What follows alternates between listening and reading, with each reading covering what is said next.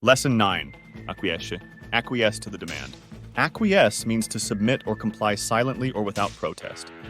The phrase acquiesce to the demand refers to agreeing to or accepting a demand without arguing or resisting. This term is often used to describe passive agreement.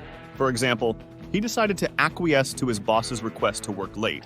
Shows how the word is used to describe yielding to a request or demand without objection. Beguile. Beguiled by the devil. Beguile means to mislead or delude. The phrase beguiled by the devil refers to being deceived or tricked by a cunning figure. This term is often used to describe someone being charmed or enchanted in a deceptive way.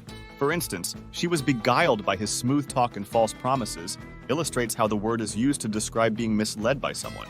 Deference. Show deference to elders. Deference means respectful submission to the opinion of others.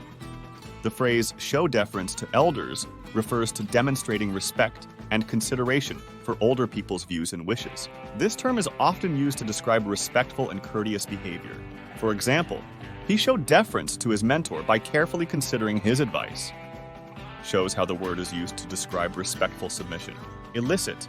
Elicit answers from students. Elicit means to draw out by discussion. The phrase elicit answers from students refers to encouraging students to respond and share their thoughts through discussion. This term is often used in educational and interactive contexts. For instance, the teacher's questions were designed to elicit thoughtful responses from the students, illustrates how the word is used to describe drawing out information or reactions. Florid. Florid complexion. Florid means ruddy, reddish, or flowery. The phrase florid complexion refers to having a reddish or rosy skin tone. This term is often used to describe a flushed appearance or elaborate and intricate language.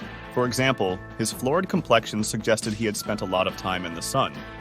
Shows how the word is used to describe a reddish skin tone. Indict. Indict the suspect. Indict means to charge. The phrase indict the suspect refers to formally accusing someone of a crime.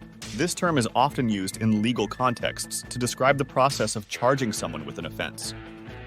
For instance, the grand jury decided to indict the suspect on multiple counts of fraud. Illustrates how the word is used to describe the act of formally charging someone with a crime. Mercenary. Selfish and mercenary. Mercenary means interested in money or gain.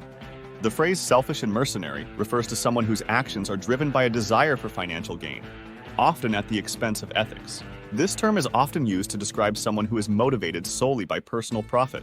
For example, his mercenary motives were evident in his ruthless business practices. Shows how the word is used to describe someone driven by greed.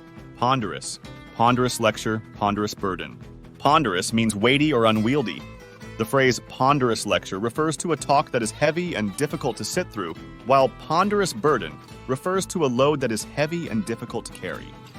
This term is often used to describe something that is heavy, cumbersome, or dull. For instance, the ponderous tome was challenging to read due to its dense content. Shows how the word is used to describe something that is physically or mentally heavy and laborious. Reserve. Judge's air of reserve. Reserve means self-control. The phrase judge's air of reserve refers to the judge's demeanor of restraint and composed behavior. This term is often used to describe a person's ability to remain calm and controlled. For example, despite the provocation, she maintained an air of reserve and did not react emotionally. Shows how the word is used to describe self-restraint and composure. Susceptible. Susceptible to colds. Susceptible means impressionable or easily influenced. The phrase susceptible to colds refers to being prone to catching colds easily. This term is often used to describe someone who is easily affected by external factors. For instance, young children are more susceptible to infections due to their developing immune systems. Shows how the word is used to describe being vulnerable or prone to influence.